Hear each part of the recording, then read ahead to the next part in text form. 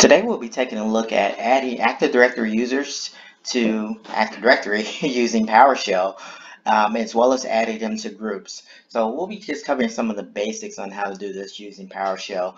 It's very easy to do this using the GUI, but sometimes if you have to do these things in bulks, it makes more sense to do it via PowerShell, especially for things you're going to be repeating and doing a lot. It just makes it more efficient to do it that way. So let's go ahead and get started. So first thing first, as you see here, I'm actually on a 2012 R2 server. So the same thing will apply whether this is 2016, 2019, or whatever OS you want. I just happen to be on the 2012 R2 server today. So depending on what server you're going to be doing this from, if you're not logged into the domain controller itself, which I am not currently, so I'm logged into just a domain join system within the environment. So one thing you will need to have the Active Directory PowerShell commands loaded on the system. You'll be doing that locally, or at least installed on the system where you'll be accessing remotely. So in my case, I don't have those tools installed locally, and actually I won't install them, but I'll just show you briefly on how you could do that if you wanted to. So what you do, you'll go to Manage, and then go to Add Roles and Features. And then under Add Roles and Features, you'll just say Next to the wizard. You'll select Role-Based or Feature-Based Installation. Go Next. Select your server from the list. Go Next. You'll go next past the screen here. So you'll go to the Features section. And then under the Features section, you want to scroll down to Remote Server Administration Tools. You expand that out. And then under here, you'll go to Role Administration Tools. And then there's a checkbox here for ADDS and ADLES tool. You'll just check that box and allow it to install all of the Active Directory tools, so that it include like the Active Directory PowerShell modules, as well as the GUI tools and things like that. But for this, I'm not going to install, as I mentioned, I'm not going to install that on this server, so I'll just go ahead and cancel out of this. What we will do, I'm going to jump over to the PowerShell ISE. This is what I prefer. You can do it from the regular PowerShell command. You see here I have it actually pinned on my taskbar here, but if you don't have it, you can always go to the Start menu. In the case of it's a 2012 R2, right, you may see something like this, and then you'll have a Windows PowerShell button there. One trick way to get to the ISE from the Windows PowerShell window is if you launch the Windows PowerShell for the first time. After you launch it, you can go back down to your Start taskbar, right click on it, and then you have the option for Run ISE as Administrator. So you'll want to select that option, which will launch a new ISE. So I'm going to just close that window there, and I already have my ISE running. So once you're over into the ISE, you will want to connect to either your domain controller if you're going to be doing these tasks fully remotely, or let's just show you the remote way. So what you do, you would click on this icon here for a new remote PowerShell tab. You'll type in the name of the domain controller that you're going to connect to, and then also type in your domain and username that you'll be using. Once you do that, you'll be prompted for a username, for your password to log into the server. So I've already logged in here into one of my DCs. And so once that launches, you'll want to just expand out the script bar. So you may see this. You'll just click on the script, and then we can get started. So now we can actually type in our code. So just to see, we can see if we do a, right here we're at the command prompt for DC1. And we can see we're logged in as the LTV admin user. So to create our user account, so first thing we want to do, we'll just keep this simple and go in blocks. So what we'll do, we'll create a new user. So there's a commandlet called new AD user, and simply we can run new AD user followed by the name of the user we want to add. So this commandlet does support a whole lot of other flags, but for the purpose of this, we won't supply any additional flags. But if you want to learn more, you can always do a get help, and then do new AD user or whatever the commandlet you want to find more about. find more about. And then you can tag dash examples to the end. And what that'll do, it'll go try to go out to the internet and update any of the documentation locally on the system on how to use that commandlet. And then it may provide back some information. So in my case, it didn't find anything, but if you're doing this like locally on your system, you may get different results, but that's how you would do that. So let's go ahead and run this first line here, new AD user, just simply run that. And obviously you have to be a domain admin or some user that has been delegated rights to create user within the domain, otherwise none of this will work. All right, so we've created our user, so let's go and get some details about that user and see what did it actually do. Because you notice we didn't provide a name, we didn't provide a password, we didn't tell it anything about that user. We just said, hey, create a user in the domain, and that's it. So let's go see. So now we're going to get some details about the user account and what did the system actually do from that commandlet we just ran there. So we're going to run get AD user, and then I'm going to put in the identity as red demo user 1, which is the user we just created. So let's run that. All right, so here we see some distinguished name of the user. We can see actually this account is not enabled. So when you use this commandlet by default, it creates the accounts disabled. So we didn't specify a username, a given name. We can see the object class, which is a user. We can see the GUID associated with it, as well as the SID associated with it. And then you see surname and user principal name are both blank. All right, so next thing we want to do, we want to give this user account a password.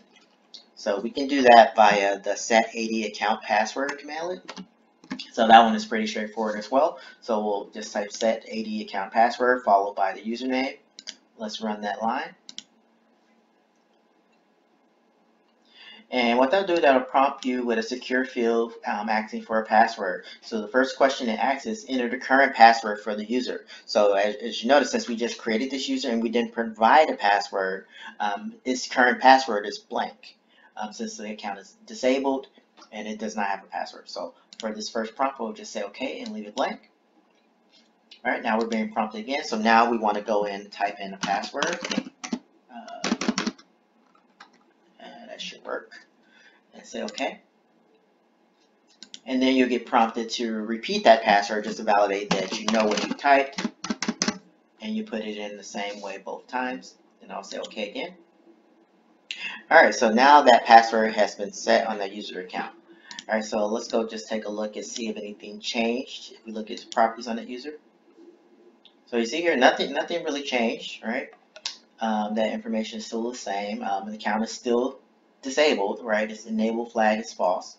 So user, even though we have a password set, user actually still can't log into this account yet. All right. So next thing we want to do is now we could just enable this account if we're ready to go. So let's actually do that. Let's enable the account on the network. And how you do that, there's an enable AD account commandlet. So we'll say enable -AD account followed by the username. Let's run that. And now that account is actually active on the network. So some end user that's logging into like a workstation or a desktop somewhere in the environment, they can now use that account with that password to log into the system. Since I'm actually logged into the domain controller, that account won't have rights to log into the domain controller, but it will have rights to log into, like I said, the regular workstations and things in the environment, unless you have some particular policy that's blocking like regular authenticated users from logging into various different systems, which in a more secure environment, that should be the case. But if it's just a clean base environment, you may not have those policies or security requirements in place, so you'll be able to log in with that account. All right, so now another thing I mentioned that we'll show here is actually creating or adding a user to an Active Directory group. So let's actually first let's create a group for us.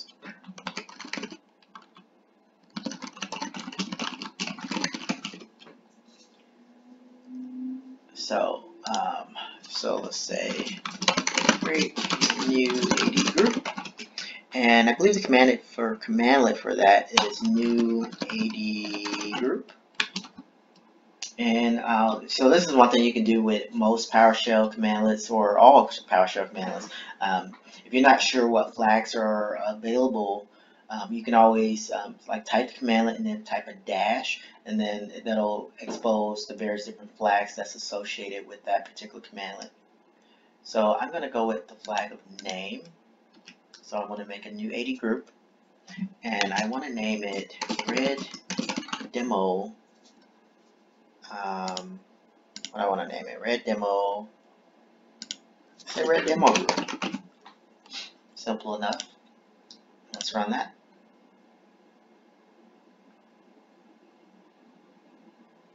Yep. So that's not quite right. So I need a little bit more information and actually for that commandlet to run.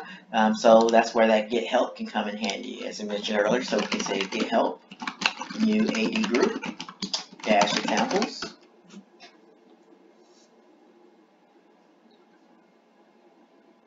And actually this box may not have access to go out. That may be what's going on here. I think it may be blocked from the internet currently. I forgot about that. That is a policy of the system where I can't get the help. So yeah, you do need internet in order to use this get help functionality that I'm trying to demo here. But I should be able to figure it out here.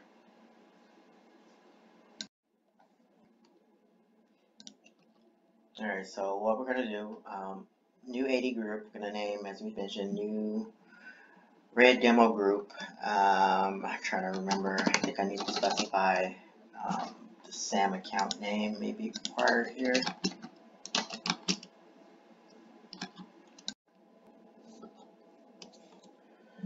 So let's see what other flags we have. So we'll do dash. Let's see what else is exposing here. Oh yeah, SAM account name. I probably need to go ahead and specify that. And I'll just give it the same Red Demo group. And when you're dealing with groups, you know there's a couple different types. So let's see, group category, either distribution or security.